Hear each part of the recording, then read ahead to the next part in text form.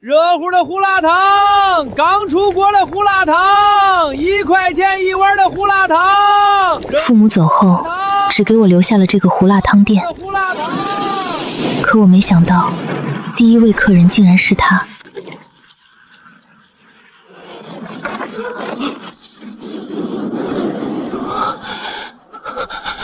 老板，用这个换你这一锅汤。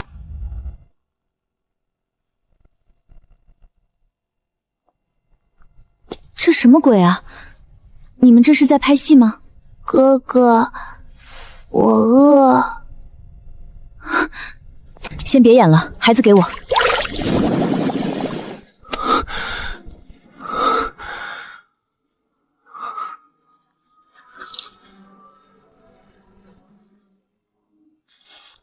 这东西能扫码吗？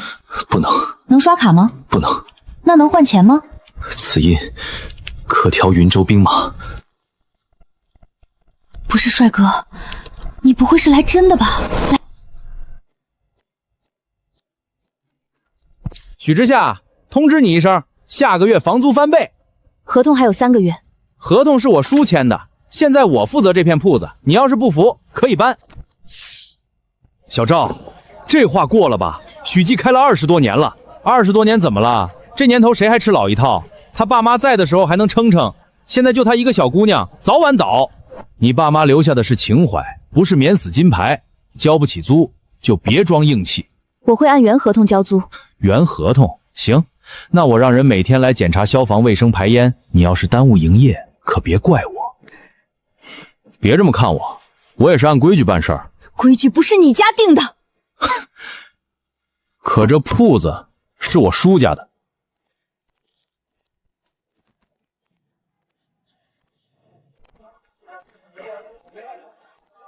之夏，好久不见。吃什么？明远，你以前真能忍，这味儿也太冲了。他从前就这样，毕业后不肯留城里，非要回来守这个胡辣汤店。我当时就说没前途。你当时说的是让我卖店，拿钱给你创业。都是过去的事了，你怎么还这么斤斤计较？许小姐，人还是要往前看。你看明远现在和我爸公司合作，马上就要开新项目了。你呢，还在这里端碗。端碗不丢人。端碗当然不丢人，可端一辈子碗还嘴硬，就挺可怜的。来2碗汤，多的不用找了，就当照顾你生意。本店扫码点单，不收施扯。哎呀，不好意思啊，你不会让我赔吧？之夏，微微不是故意的，你别这么小气。擦干净。你让我擦桌子，你弄脏的。许之夏，你别给脸不要脸。他现在也就剩这点脾气了，店都快保不住了，还摆老板架子。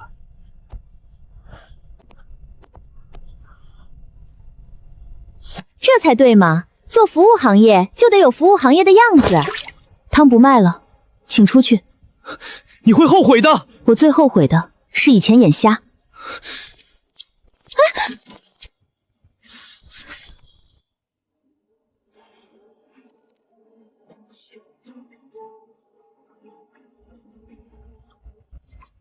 爸妈，我今天有点怂，但我还没输。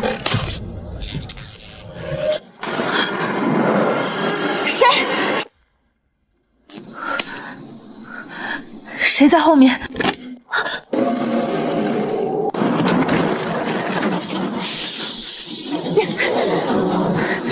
后巷什么时候起沙尘暴了？你们这是在拍戏吗？姑娘，若有热汤，景恒愿以身上之物相换。景恒，哥哥，我饿。等着。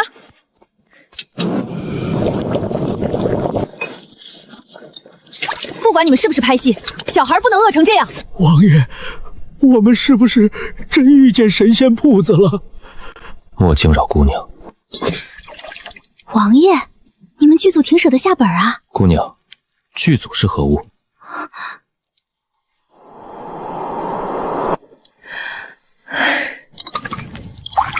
先给孩子喝，小心烫。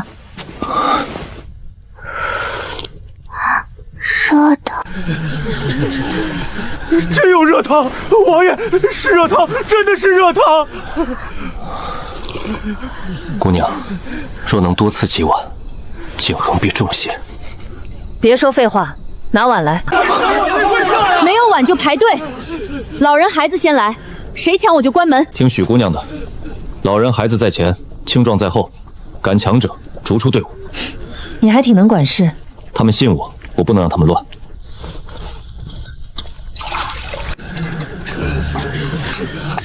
这个叫油馍头，泡汤里吃。这个是水碱包，一人先半个，不许多拿。多谢姑娘，多谢姑娘。我3日没喝过热汤了。别跪，我这地小，你们一跪我不好递汤。你自己呢？我还能撑。撑什么撑？你嘴唇都裂了。他们先吃。在我店里，我说了算。喝，看我干什么？怕我下毒？辛辣浓厚，热气入腹，竟真能驱寒。胡辣汤本来就是暖身的。胡辣汤。姐姐，这个汤以后还有吗？今天只有这些了。不得贪心，许姑娘已救了你们一命。等着。许姑娘，不必勉强。我不是为了你。孩子饿着，我看不下去。姑娘大恩，景寒记下。先别记恩，记账。我也是小本生意，救急可以，白送不行。你们要是还来，得付钱，或者拿能换钱的东西。理应如此。今日身上无银，只有此玉，若不够，明日我再取金银来换。这不会是道具吧？道具？算了，你也听不懂。你们到底从哪儿来的？大圣，云州。没听过。此地又是何处？江城，许记胡辣汤。江城，我亦未曾听过。一个现代小老板，一个古代落魄王爷，都意识到事情不对。你那边是什么年头？大圣承安17年。我这边2026年。许姑娘，门快关了。若天不绝我等，明夜此时景恒再来。许姑娘若愿交易，我必带足金银。等等，你们那边还有多少人？今日随我至此者327人，云州城外还有上千灾民。上千？是。许姑娘，今日这一锅汤救的是命，景恒不敢忘。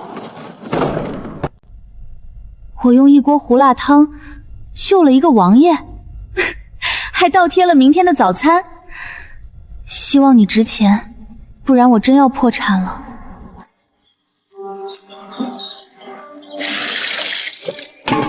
爸妈，我好像遇到一条生路了，但这路得先看它值不值钱。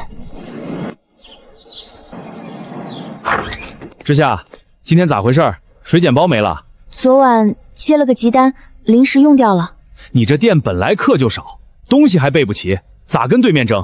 对面许记卖断货啦！想吃水碱包的来家早餐，现煎现卖，干净新鲜。哟，许老板，昨天还挺硬气，今天连包子都备不齐了。我卖的是水碱包，不是包子。有区别吗？反正都快卖不动了。我说真的，你别撑了，你现在搬还能省点体面，再拖下去连赔偿都没有。赵凯，你一天不来恶心我，是不是吃不下饭？行，嘴还硬，你最好一直硬。下午我带人来查排烟，你别说我没提前通知。你有手续就来，没手续就滚。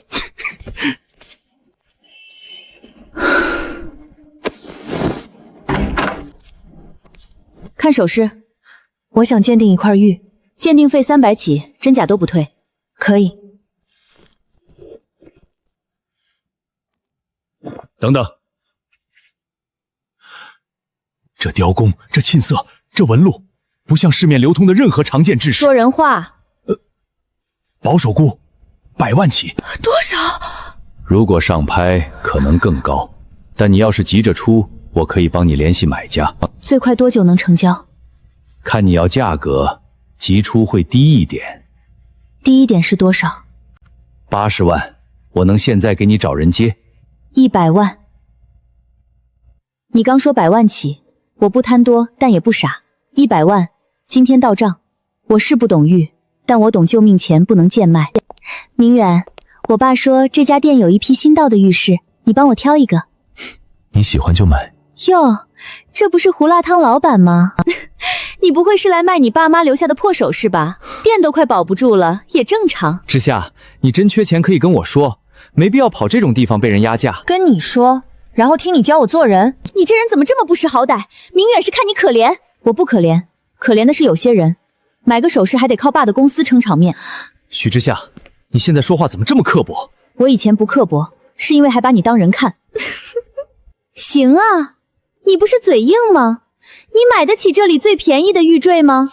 这个够你卖几个月胡辣汤了吧？算了，微微，别刺激他。许小姐，买家确认了，100万，马上转账。您看合同没问题的话，现在就签。100万。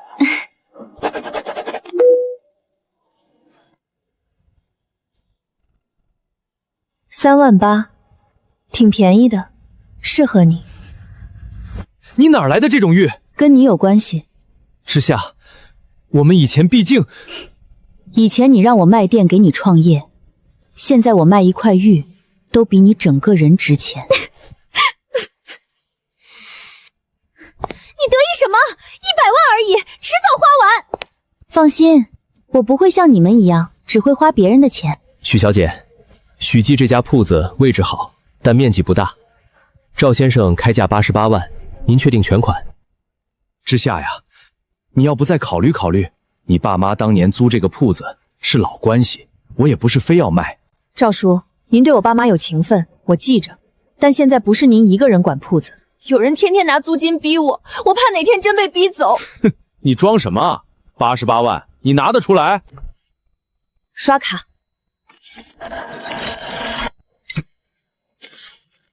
付款成功。不可能！你昨天还穷得连房租都交不起。昨天是昨天，今天是今天。你钱哪儿来的？卖汤赚的。你糊弄鬼呢？你不信可以去报官，说我靠胡辣汤暴富，你看看人家管不管？闭嘴！合同都签了，以后这铺子就是之夏的，你少去闹。说孟老板那边都谈好了。谁让你背着我谈的？赵凯，以后你再来许记，只有2种身份：顾客或者闲杂人等。顾客欢迎，闲杂人等报警。赵哥，你不是说这铺子很快能腾出来吗？我新招牌都设计好了。出了点意外。之夏妹妹，你要是真撑不住，可以把配方卖给我，我给你留个岗位，来我店里熬汤也行。以后许记不用交租了。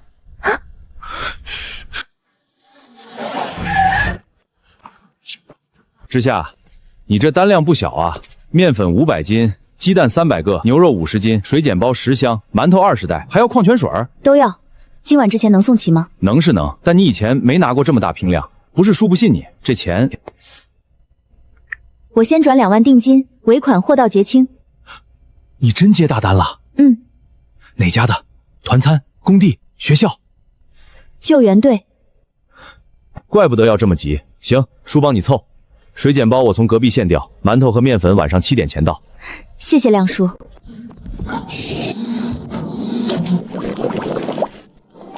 胡椒、牛肉、面筋、木耳、黄花菜，来了。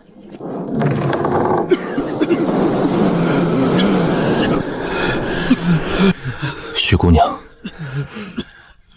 带钱了吗？王爷，这姑娘说话真直。金饼10枚，银锭20两，说不够，明日再补。这么重？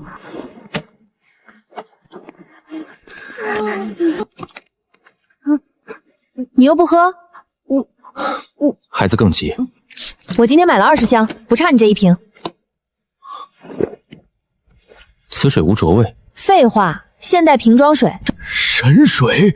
别神不神的，2块钱一瓶。2块钱是何物？你们不用懂，拿金子换就行。好，领过的到左侧休息，未领的按户排队，重复领者明日减半。姑娘，你这一锅汤够救几10条命。别夸，夸我也不嫁。你笑什么？许老板很实在。我不实在就破产了。这是今日清单：胡辣汤2大锅，馒头20袋，水碱包10箱，鸡蛋300个，矿泉水20箱。后面如果你要1000人3日口粮，不能只要熟食，得要米面和锅。我不识此字。忘了，这个是锅，这个是面粉，这个是水，这个是盐。你那边有人会做饭吧？会，灾民里有厨娘，有厨子，也有磨坊的人。那就好。明天开始，我不光卖热汤，我卖原料，你们自己煮，能省钱，也能养更多人。许老板为何愿意教我们？因为你们人多，我一个人熬不过来。只是如此。还有，我不想看孩子饿死在我门口。云州灾民记许老板此恩。别光记恩，记得付尾款。一定。今天这些够你们撑多久？省着用，300余人可撑2日。但云州城外仍有人赶来。也就是说，明天你还要更多。是。多少？至少1000人。1000人不是小数。你要热汤、馒头、水，还是要米面粮油？许老板以为何者更妥？就去用热汤，活命用粮，长久要种子和工具。姑娘还懂治灾？不懂，但我懂开店。一直吃别人做好的，成本最高，自己会做才不挨饿。自己会做才不挨饿。明天我给你准备米面、盐、锅桶，还有一批胡辣汤干料，你让人学着煮。需要多少金银？我先拿你今天给的去验，验完再定价。你放心，我不会黑你。我信许老板。别信太早，我是商人。可你先救人，再谈价。那是因为昨天我还不知道你这么能吃。明夜，我带更多金银来。许老板若愿，云州愿与许记长期交易。长期可以，但我也有条件。请说。第一，不许抢；第二，不许逼我白送；第三，你那边领粮必须有秩序，老人孩子优先；第四，你自己也得吃，别下次来我客户没了。好，我记住了。明天先验金，再进货。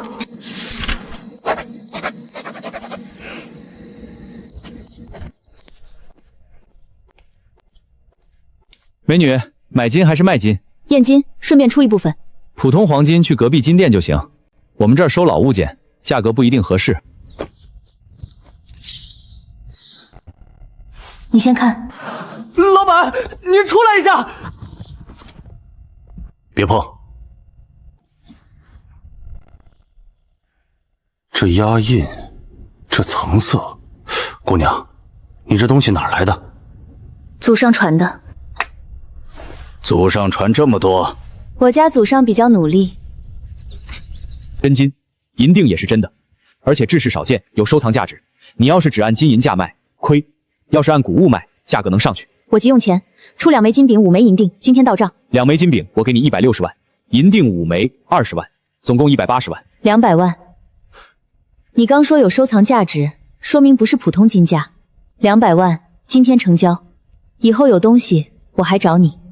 小姑娘挺会谈。我卖胡辣汤的，小本生意，不会谈早亏死了。呵呵，成，200万。剩下的真不出？不急。姑娘，方便留个联系方式吗？你这种货我长期收。可以，但别问来源。懂规矩。亮叔，我要加单。还加？你昨天那批不够。不够。米2吨，面2吨，盐200斤，食用油50桶，大锅10口，水桶100个，馒头、烙饼、速冻水煎包继续要。之夏，你这是要开救济站啊？之夏，你这店真装不下了。后厨先放，库房我再想办法。老板，这些东西今天全要搬进去。对，辛苦大家，搬完我加钱。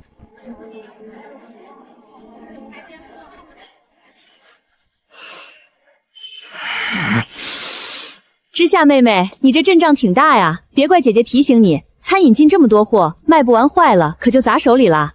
谢谢提醒，要不这样，你卖不完的，我低价帮你处理点儿。孟老板，我还没开锅，你就惦记剩饭了？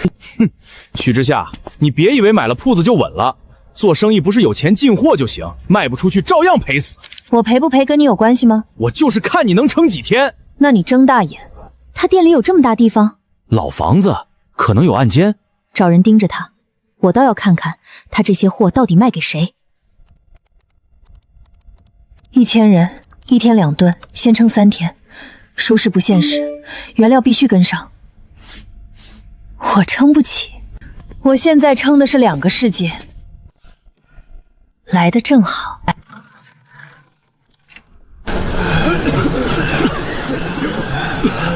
许老板，你带车了？昨夜货物太多，人背太慢，今日我让他们把能用的车都推来了。学得挺快。王爷，这是梁山啊！真有粮，我们不用饿死了。肃静，按户登记，按人分配，谁敢乱抢，今日无粮。这是分发流程，你不认识字，看图。圆圈代表1户，短线代表人数，每户按人数领，领完做标记。许老板连这个都想到了。我不想看到你们因为分粮打起来，救灾最怕没秩序。先搬货。今日货款。你还挺有库存。王府旧物不多了，但只要能换粮，皆可用。你不心疼？物死，人活。行，就冲你这句话，今天多送你2袋盐。盐也珍贵。你们灾荒缺盐，没力气，容易出事，别省。我记下。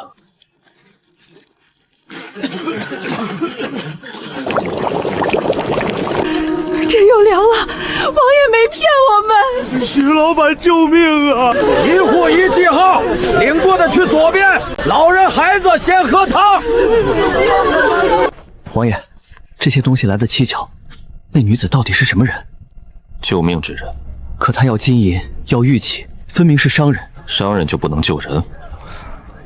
属下只是担心，她若哪日不再开门，我们怎么办？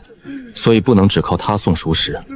明日起，选会做饭、会记账、会种地的人，我们自己炖汤、分粮、开荒。灾民能成什么事儿？他们只会张嘴要吃的。他们不是累赘，是云州的人。属下食言。王爷，许老板给的盐太好了，还有那白面，细得跟雪一样。明日搭知夏汤棚。知夏汤棚？是，让所有人知道这一口热汤从何而来。都排好，老人孩子先喝，1户1记号，不许重复领。牛伯，今天还有昨天那个热汤吗？有，许老板给了干料，咱们自己煮。不是神仙亲手熬的，会不会没昨天好喝？有的喝还挑，你前天还啃树皮呢。今日起，不止领汤，会做饭的来学煮汤，会计数的来记账，有力气的去搭棚。王爷，我们也能干活。我们不是等饭的人，是要一起活下去的人。王爷，徐姐姐今天会来吗？她在她的世界也有自己的账要打。那我们喝汤的时候能不能谢她？可以，以后每一锅汤开锅前都先记许老板一声好。谢许老板。一个商女，名字倒比王爷还像。秦月，你说啥？你这话是什么意思？没什么，属下只是觉得民心不可旁落。民心不是谁抢来的，是谁救来的。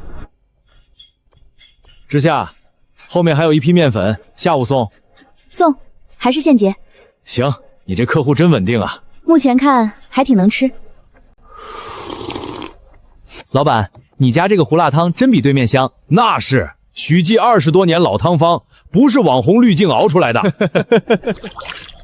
老板，能不能打包10份，我带回公司？可以，扫码下单，3分钟。这么快？我熬汤救命的，出餐慢了不行。啥？我是说早餐就得快。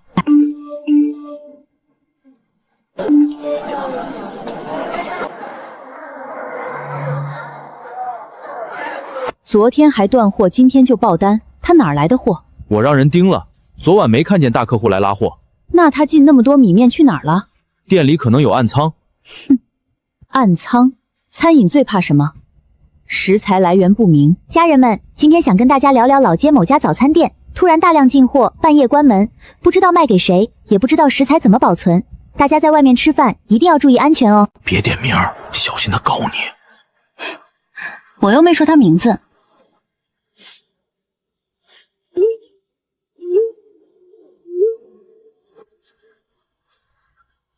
老板，你家食材没问题吧？网上说你们半夜进货，还不知道保存在哪儿。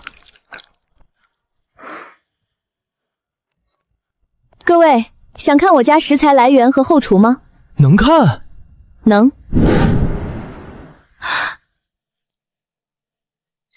今天不吵架，直播熬汤。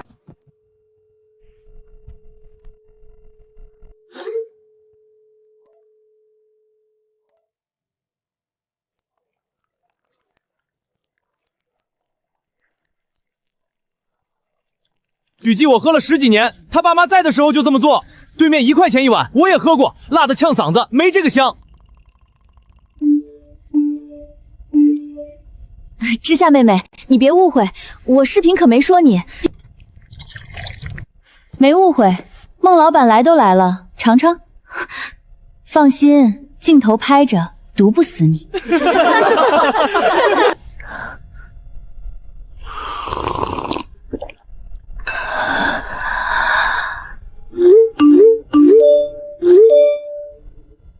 还行，还行就好。以后想学交学费，别学造谣。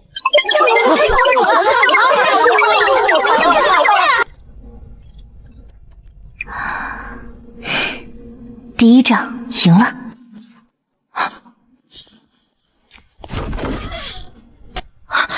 你受伤了？小伤。小伤，你流什么血？沈万仓盯上汤棚了，近日有人来抢粮，被我拦下。谁是沈万仓？云州最大的粮商，他囤粮抬价，逼灾民卖儿卖女换米。他想抢我的粮，也是抢灾民的命。伤先处理，粮我继续给。徐老板，这次不是小数，若沈万仓断路，灾运营会乱。那就别只做灾运营，做成汤棚，做成仓库，做成谁也抢不走的规矩。规矩？明天开始，领粮实名登记，按户分发，老人孩子优先，青壮必须干活换粮。想吃饱，就一起把活路建起来。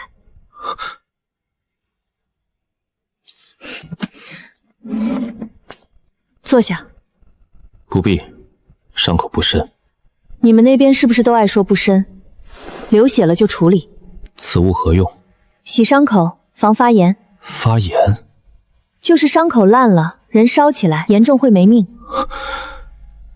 军中不少伤兵，便是小伤后高热不退。你们缺药？缺。牛伯会草药，但灾荒之后，药材也断了。明天我给你准备基础药箱，碘伏、纱布、退烧药、创可贴，还有用法说明。又要花你许多银钱，你付得起就行。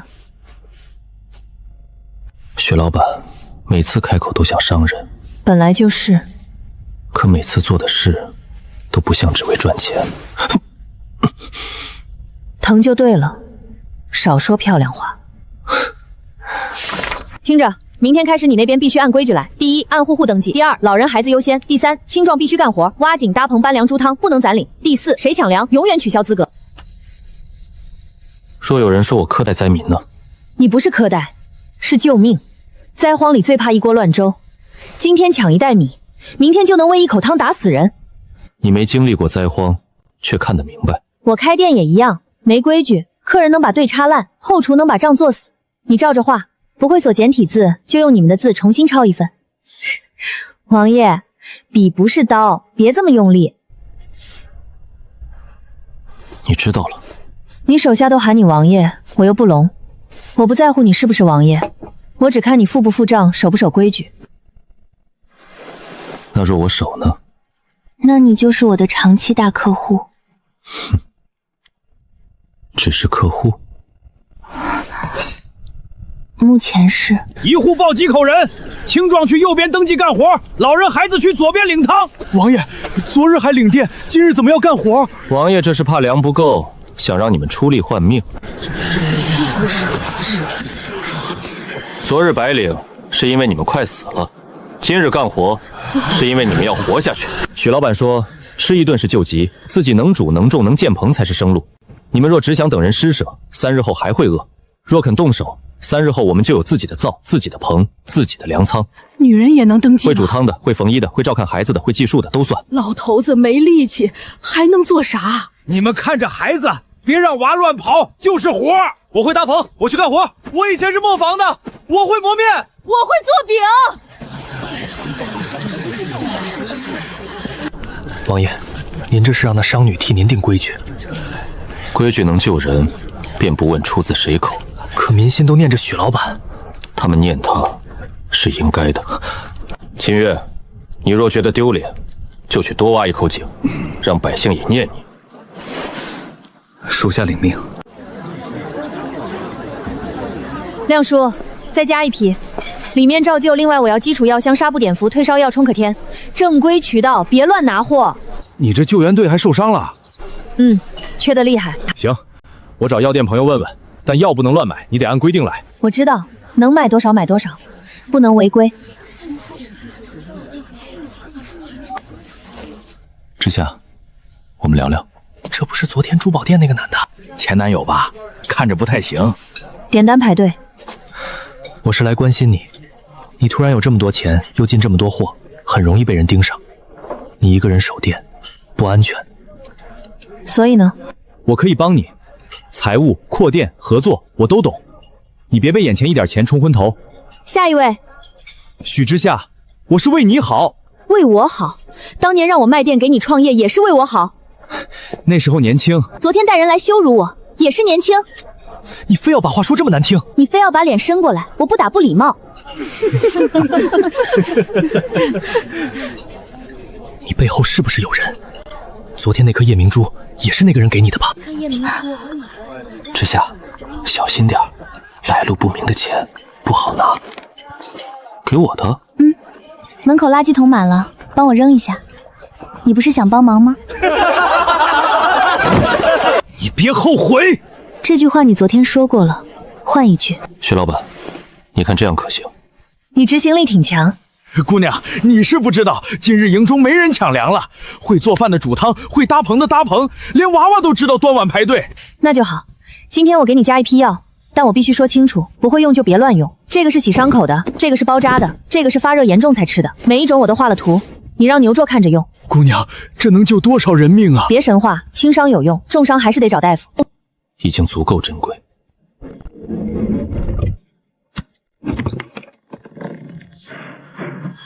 这又是什么？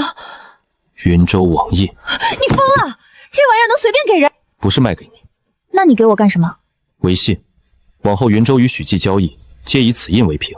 若我失信，王印在你手中，你便可关门。我拿着你们王印有什么用？我又不能去你们朝廷告你。可我知道他在你手中，我便不能负你。长期客户不用压这么贵的东西。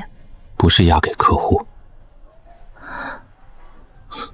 是托给许老板。行，我暂存，丢了不赔。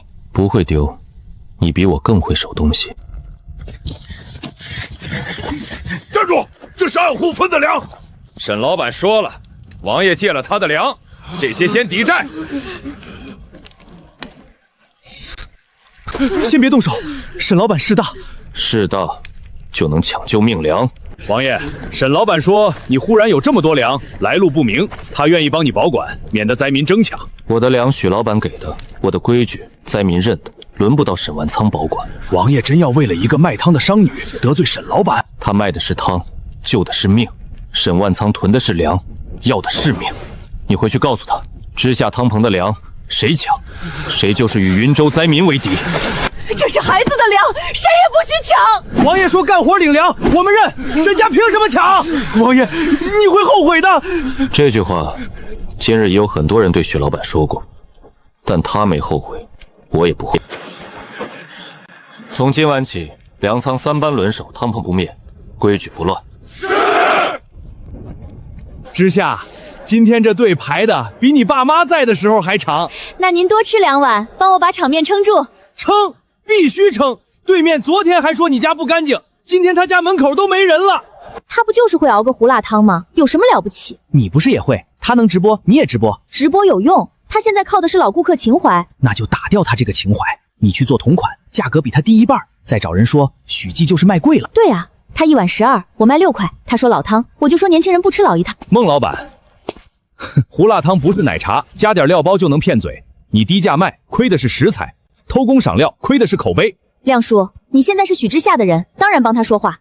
我帮理，不帮人。孟老板想卖6块就卖，市场又不是我家的。你倒挺大方，卖吃的最怕不是别人便宜，那怕什么？怕自己心黑，锅里空，嘴上满。别跟他斗嘴，晚上我找人拍他后厨，他肯定藏了什么。药箱和净水桶都备好了，下午送。再加铁锅、手推车、麻袋、种子。你这个救援队规模越来越大了啊！是啊，越来越大了。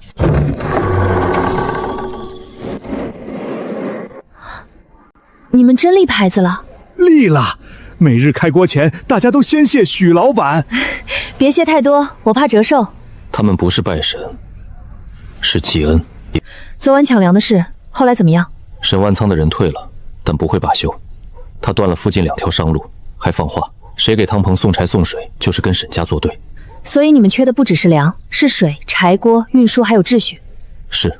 我给你列了新方案：第一，汤棚分3组，主汤组、搬运组、守粮组；第二，单独建水队，谁会找水、挖井、打桶都登记；第三，别让所有人都挤在一个地方，容易乱，也容易被人一锅端。姑娘，这法子比我们营里的军令还细。我开店的，后厨、前厅、采购、收银本来就得分工。你这分工可就1成。先别夸，东西还没到。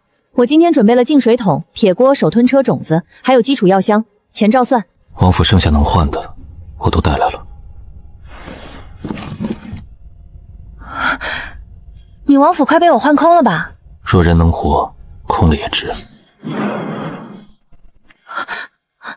我能过去了。许老板要亲临云州，你愿意来看一眼吗？1刻钟是15分钟吧？我不知15分钟是多久。那就别废话，带路。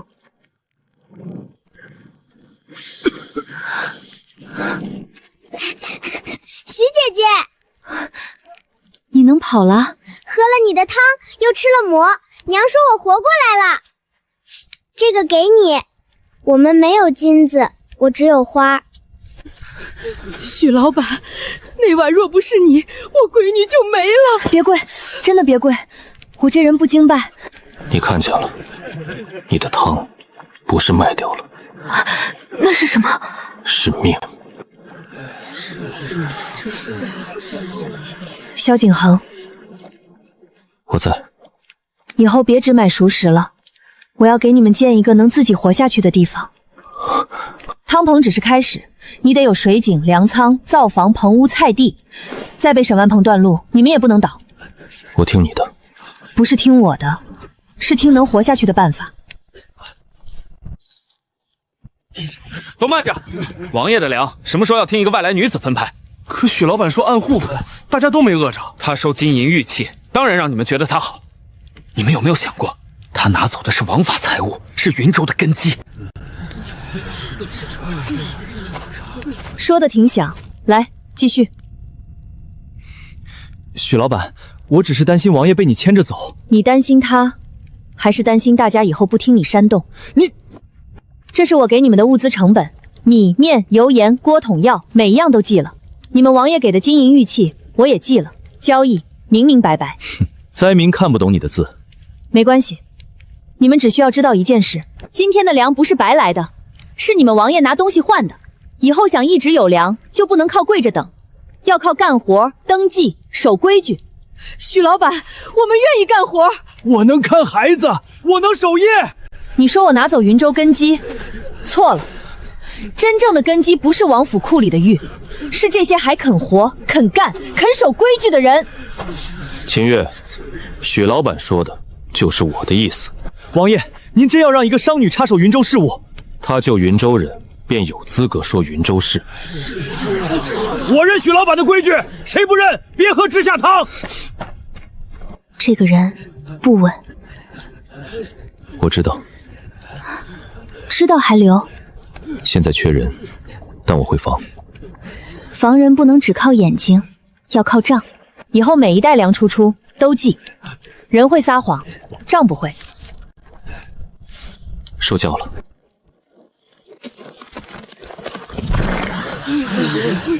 谁是这里主事的？我。这位便是送粮的许老板。有事？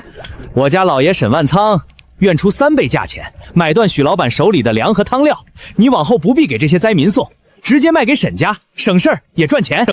许老板不会答应吧？哼，生意人嘛，奖励3倍价，谁会跟钱过不去？你出3倍，是想低价买命，高价卖肾？姑娘，说话别太难听。灾荒年，粮龟有本事的人管，才不至于乱。错，粮龟想让人活的人管，才不会乱。所以你不卖？卖。许老板果然识时务。1碗胡辣汤10万两黄金，你先买1碗。你闹我寻开心呢？不是你说3倍价吗？我今天心情好，给你友情价10万两，买不买？你会后悔的。这句话我最近听腻了，你回去告诉沈万仓，支下汤棚的粮他买不断，也抢不走。也告诉他，若再敢伸手，我便剁他的爪子。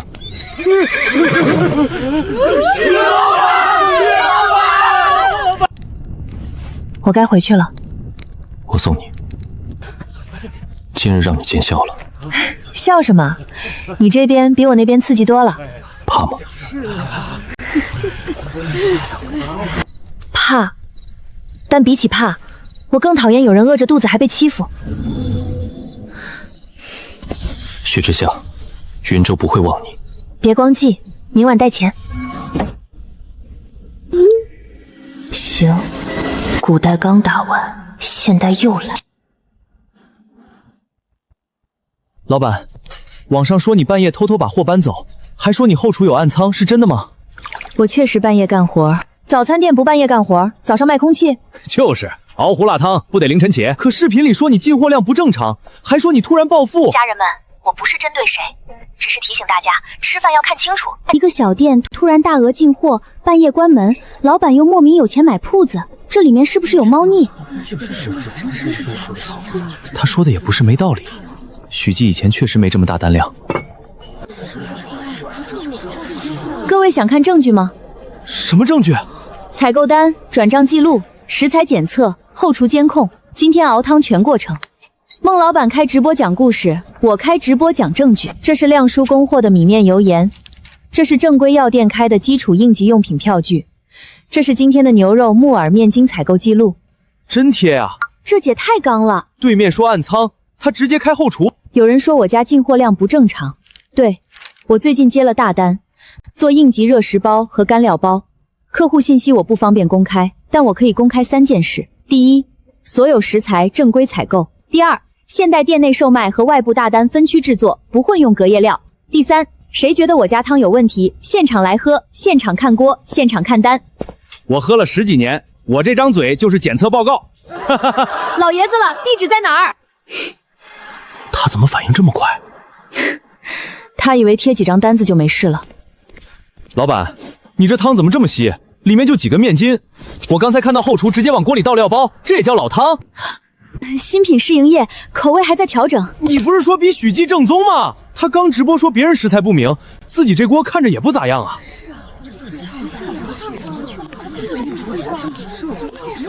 孟老板，你来干什么？看我笑话？不是，给你送样品。这叫胡辣汤，不是热水加辣椒粉。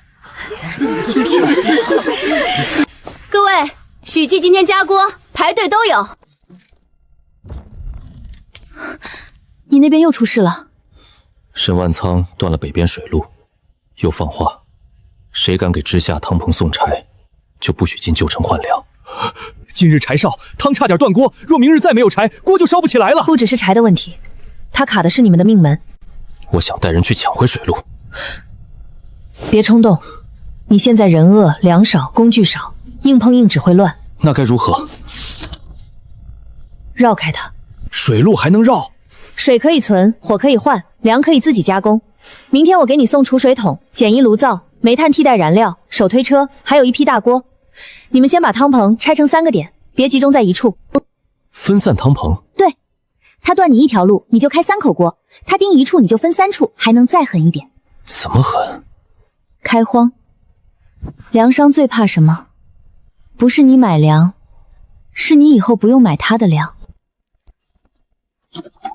东边一队去挖前井，西边一队搭第2汤棚。会做饭的跟我走，会记账的跟王爷走。王爷，我们真能自己种粮？能。许老板说，粮商能卡今日粮，卡不了地里的苗。我会种菜。我知道哪块地以前有水。我能推车。王爷，这些灾民刚吃饱2天，便让他们开荒，会不会太急？等沈万仓施舍，才叫急着送命。可许老板送来的东西来得太巧，属下担心他另有所图。他图什么？图金银，他可以卖给沈万仓3倍价；图名声，他不必躲在门后。他要的是交易清楚，灾民活着。知夏汤棚开锅了！许知夏，你又替云州赢了一夜。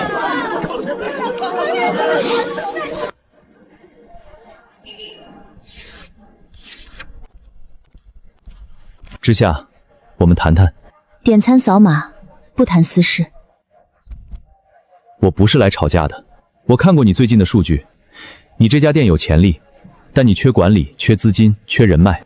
所以，我可以帮你做品牌。我们重新开始，我出运营，你出配方。你出运营，我出配方。对，以后你不用天天熬汤，做老板娘就行。周明远，你是不是觉得我发财了，脑子还停在以前？我是真心帮你。你当年让我卖店给你创业，也说是真心；后来你嫌我一身油烟味，转头潘林威，也说是为我好。你一定要在这么多人面前让我难堪？我没让你难堪，是你自己非要来排队丢人。许知夏，你别以为有点钱就能走远，没有男人帮你，你这店迟早被人吞了。这谁啊？好像古装剧男主穿现代衣服。你是谁？欺负你的人，以前算，现在不配。许知夏，这就是你背后的人，装得挺像。许老板，今日2款。这是真的？你不是说我没有男人帮就走不远吗？看清楚了，不是他帮我，是他来找我买粮。说得好，我们知夏是老板，不是谁的附属品。他一锅汤救1000人，你看清他，是你眼拙。方案带走，我的胡辣汤可以回锅，你这种人不回收。今日是不是给你添麻烦了？没有，你来的正好。那人曾伤过你？不重要，他现在连反派都算不上，只算背景音。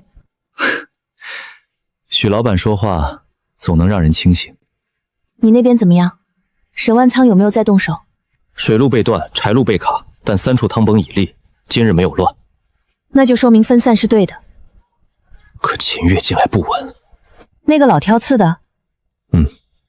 他曾是我旧部，有些本事，只是心不定。心不定的人，别让他碰粮仓。我也让牛伯看账。还不够。这是编号，每袋米、每桶油、每箱料包都编号，入户、出货、领用都记，少一袋就知道从哪一步丢的。你总说自己只是卖汤的，卖汤不记账，早赔死了。若你在云州能管1城粮仓，我不去抢你饭碗，我管我的店，你管你的城。若有一日，那城也想请你管呢。先把眼前这批货管好，王爷别画大饼。不是画饼，那是什么？是我想给你的交代。干活，别说话。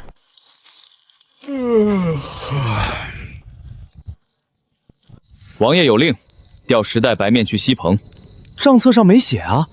王爷临时吩咐，你敢拦？牛伯说了，没账不出粮。牛伯算什么？我是王爷旧部。秦统领，别耽误时间。你和沈家的人在一起，沈家愿借柴给汤鹏，我只是拿粮抵换。许老板说过，粮不能私出。她一个外界商女，凭什么管云州粮？住手！秦月，你要调哪10袋白面？我是为了换柴。你要调的10袋白面编号是多少？入库何时？出库给谁？谁签字？王爷，这10袋是今日许老板刚送来的，编号都在册，根本没分到西棚。拿下！王爷，我只是想给大家换柴。换柴？我儿子守了1天粮，吃的就是这袋面，你拿去给沈家，我们吃什么？王爷，他不是换柴，他是偷命。我给过你机会。王爷饶命！从今日起，逐出知下汤棚，不得领粮，不得入仓，不得进灶。你为了一个女人弃旧部？我为守规矩弃叛徒。许老板这账救了粮仓啊！你这汤喝完拉肚子，怎么回事？你昨天还说许记不干净，结果你自己后出一股酸味。别乱说，我们只是新员工操作失误。有人投诉你店食材保存不规范，请配合检查。许老板，对面被查了。哦，你不去看看热闹？没空，下一锅汤要开了。许之夏，是不是你举报我？不是。你少装，肯定是你。我今天忙着接单，没空举报你。不过顾客有嘴，市场有眼，你自己锅里什么样，别往我身上扣。孟佳佳，你店里部分食材无标签，保存不规范，先暂停相关品类售卖。造谣别人，自己先翻车，以后还是喝许记，至少敢公开后厨。我说什么来着？不稳的人别碰粮仓。你给的编号救了我们，不是编号救了你们，是你们肯按规矩执行。许老板，秦月一走，大家反倒更齐心了。3处汤棚都说，往后谁坏规矩，谁就是跟所有人过不去。很好，规矩立住了，下一步就能建新村。新村？汤棚不能永远是棚，你们要固定水源，固定粮仓，固定灶房，固定住处。先建一个小聚落，再慢慢扩。这像城？现在还不是城，只是活下去的架子。若有一日真成了城呢？那就叫知下城呗。我开玩笑的。我当真了。我也觉得好，知下城一听就有热汤喝。你们取名能不能慎重点儿？云州人记的第一口热汤从何而来？这很慎重。先别急着给我立成名，明天我给你们送防雨布、手吞车、工具、种子，能不能成看你们自己。许之夏，若此城建成，我想让你亲眼看见。那你就好好建，别让我这投资打水漂。遵命，许老板。王爷，北井被沈家人堵了，他们说那口井是沈家祖地的水，谁敢打水就按偷水论。王爷，柴队也被拦了。沈家说谁卖柴给我们，以后别想进旧城买粮。没水没柴，汤棚还怎么开？沈万仓这是要逼死我们啊！王爷，我家老爷说了，只要你交出许老板的供粮渠道，水路柴路都好谈。告诉沈万仓，做梦！王爷还撑得住，灾民可未必撑得住。今日汤棚不断，水我去找，柴我去想，粮许老板不会断。哼，她不过一个商女，她能救你一日，还能救你一世？她不必救我一世，她已经教会我们怎么自己活下去。他不敢直接抢了，就开始卡基础资源。许老板这次咋办？没水没柴，锅都烧不起来。那就不用他的水，不用他的柴。你有办法？储水桶200个，简易滤水桶50套，压水泵10台，手推车20辆，煤炉30个，蜂窝煤先来3000块，防雨布、绳子、铁锹、锄头、种子、基础药箱全上。蜂窝煤是啥？能烧火的，别问，按我画的图用，别乱烧，注意通风。这些要花很多钱，是很多。那我现在能动的钱，基本都要压进去。不可，风险太大。你以为我只是在帮你？知夏汤棚要是倒了，沈万仓赢，你们饿死，我前面的投入全废。可你们要是撑过去，云州以后就是我最大的长期客户。许老板这是做大生意。对，救命的大生意。这次不只是送物资，你回去立刻迁营，找水源，分区建棚，汤棚、粮仓、住棚、药棚分开，别让沈万仓一招卡死你。若成，这便不是在军营了，是新村。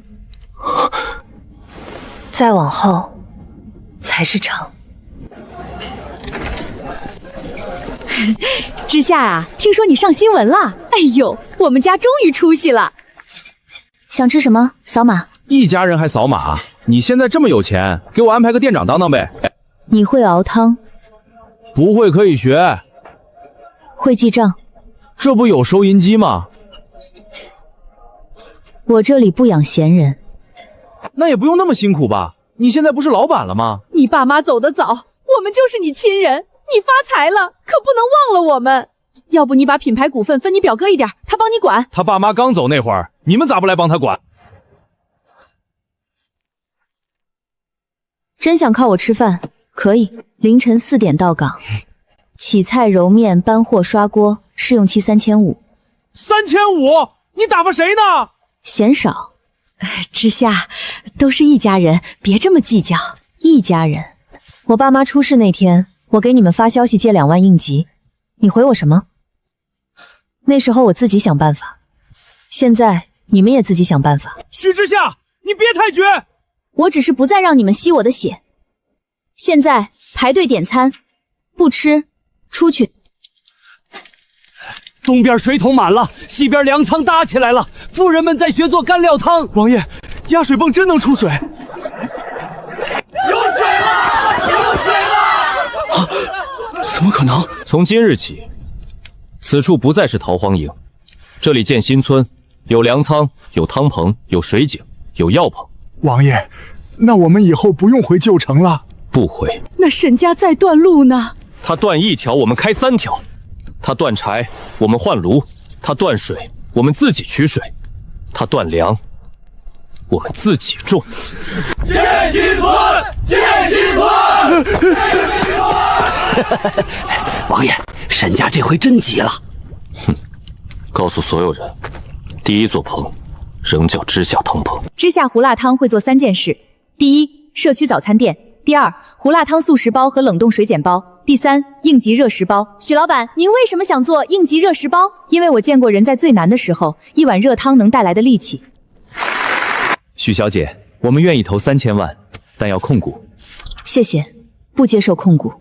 年轻人不要太理想化，没有资本你走不远。我欢迎合作，不欢迎吞并。结果，知夏，我可以帮你谈，你不懂资本，很容易吃亏。你又来了，许小姐，以前有误会，我们家也想投一点，大家双赢，你们投不起。许知夏，别把话说死。你们当初说我一身油烟味，说我手破店没前途，现在闻到钱味了，又觉得胡辣汤香了。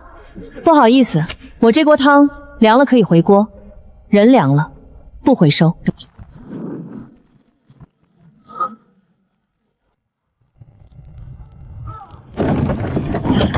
王爷，闹够了吗？你以为靠几个破棚子就能养活这么多人？不是几个破棚子，是新村。没有我沈家的粮，你们撑不了多久。沈老板，你那粮留着慢慢卖吧。我们现在有米面，有种子，有水，有锅，还有人。他们不过是流民，他们是新村第1批居民。谁承认？我承认，这里有汤喝，有活干，比旧城强。王爷给我们规矩，许老板给我们活路，我们不回去挨饿。沈家的高价粮我们买不起，也不买了。从今日起，知夏新村不受沈家粮价所困，谁肯守规矩、肯干活，谁就有饭吃。萧景恒，你会后悔。这句话，你的人说过很多次，可每一次后悔的都不是我们。今今天这么早，新村不忙？忙，但有东西想给你。这是知夏新村第一批自己磨出的面。这么快？不多，却是他们自己做出来的。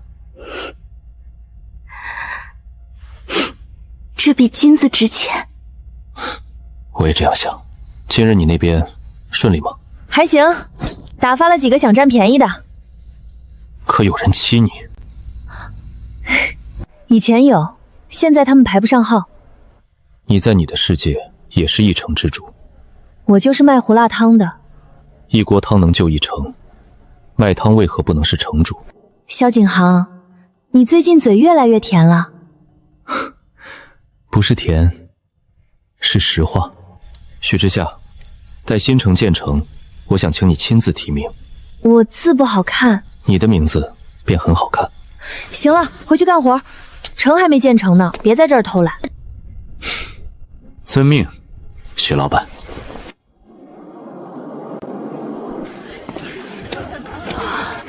徐姐姐，你看，我们有家了。许老板，您当初一锅汤救下的不是几百人，是这座城。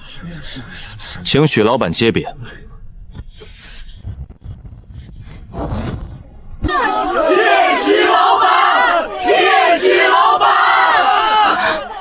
不是说叫知夏新村吗？新村会长大，恩情也会。我当初只是怕那个孩子饿死，所以你值得。他不是神明，他是许之夏，是知夏城的恩人，也是我心悦之人。王爷，你这算不算先斩后奏？若你不愿，我便改口。